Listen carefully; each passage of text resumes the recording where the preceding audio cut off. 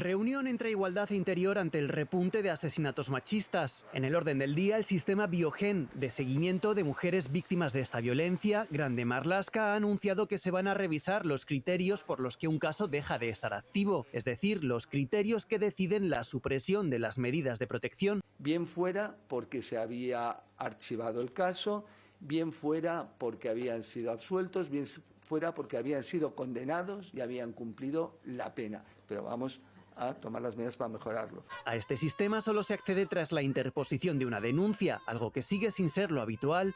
Según Interior, 42 de las 55 asesinadas no lo habían hecho. Muchas veces no pueden. Somos conscientes de que esa es la realidad terrible que viven muchas mujeres en nuestro país. Pero los entornos lo conocen, los entornos pueden ayudar. Al entrar en Biogen, los cuerpos de seguridad evalúan el riesgo de las víctimas y a partir de ahí los juzgados establecen las medidas de protección.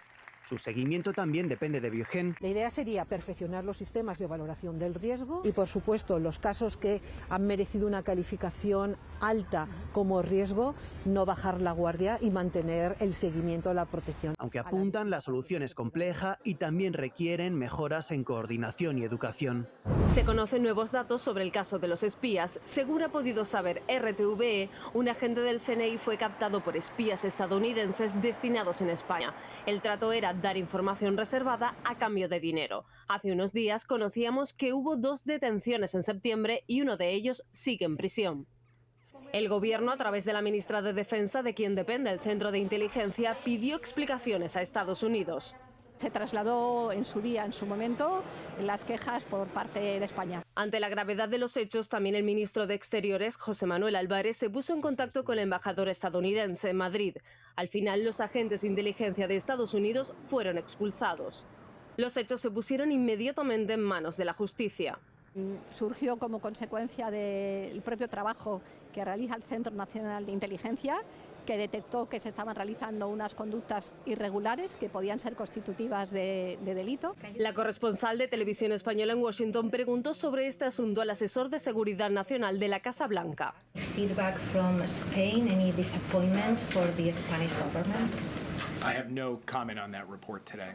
Robles esta mañana descartaba consecuencias diplomáticas. En ningún caso eso afecta al núcleo fundamental de las relaciones, insisto, entre dos países que son aliados y amigos. La causa permanece secreta en un juzgado de Madrid. Apenas unos metros de distancia, en el mismo salón del Congreso, pero ayer evitaron el saludo. Las cámaras captaron ese distanciamiento que el presidente espera romper con una reunión antes de final de año y a la que piensa llevar una iniciativa. Le voy a plantear una comisión de trabajo.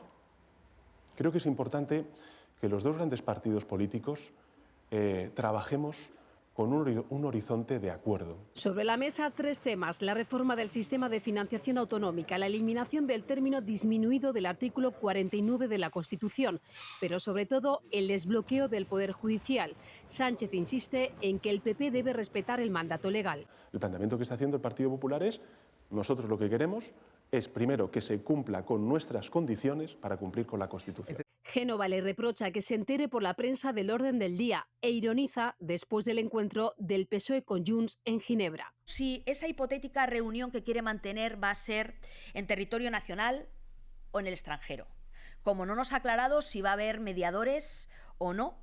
Ven la propuesta como una provocación y defienden que el diálogo se desarrolle en los cauces habituales. Las instituciones y los parlamentos. El Partido Popular no va a colaborar en el blanqueamiento de esas mesas que le exigen a aquellos que le chantajean para seguir siendo presidente del Gobierno de España. Y es que consideran la ley de amnistía un vicio de Sánchez para mantenerse, dicen, en el poder. Él, en cambio... Estoy persuadido de que el Partido Popular, si no hubiera dependido de los votos de Vox para poder sacar adelante su investidura y solamente del nacionalismo periférico, hubiera aprobado la ley de amnistía. Creen los beneficios de la medida para la convivencia en Cataluña. Las tropas israelíes avanzan hacia el centro de Han Yunis, donde según sus servicios de inteligencia se esconden los líderes de Hamás y de la Yihad Islámica. Los palestinos denuncian que en su avance han bombardeado barrios residenciales, hospitales, escuelas y los lugares donde se refugian quienes han abandonado sus casas. Hubo 3 grandes explosiones, una de ellas en el apartamento de ella arriba, el de mi hermano, dice Eyad, que asegura que contó más de 20 cadáveres de vecinos y familiares. Debido al elevado número de muertos y heridos, Antonio Guterres, el secretario general de la ONU, ha invocado el artículo 99 de la Carta Fundacional, que le permite llamar la atención del Consejo de Seguridad sobre cualquier asunto que a su juicio pueda amenazar el mantenimiento de la paz y la seguridad internacionales. Es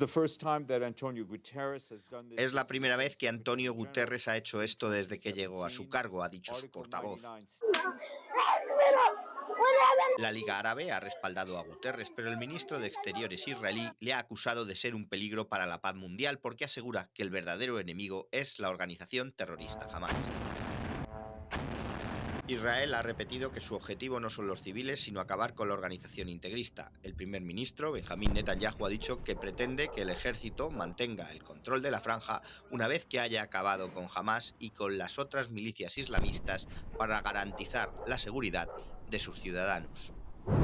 Estas imágenes de intercambio de rehenes en Gaza, por la liberación de presos palestinos en cárceles israelíes, han dado paso a estas otras, de bombardeos y heridos en los hospitales. Tras el lanzamiento de misiles desde la franja, Israel reanudó los combates después de la tregua, sin vistas a repetir otro alto al fuego a corto plazo. No es algo que está sobre nuestra mesa del ejército de la Fuerza de Defensa de Israel. Si nosotros logramos presionar lo suficiente al Hamás, eso es funcional para comenzar a generar las condiciones que se liberen nuestros secuestrados y secuestradas. En su objetivo de acorralar a Yahya Sinwar, el líder del brazo armado de Hamás, el ejército cerca a Han Yunis con los ataques más intensos desde el inicio de la guerra. Israel responsabiliza a Hamás del riesgo que corren los civiles con los bombardeos.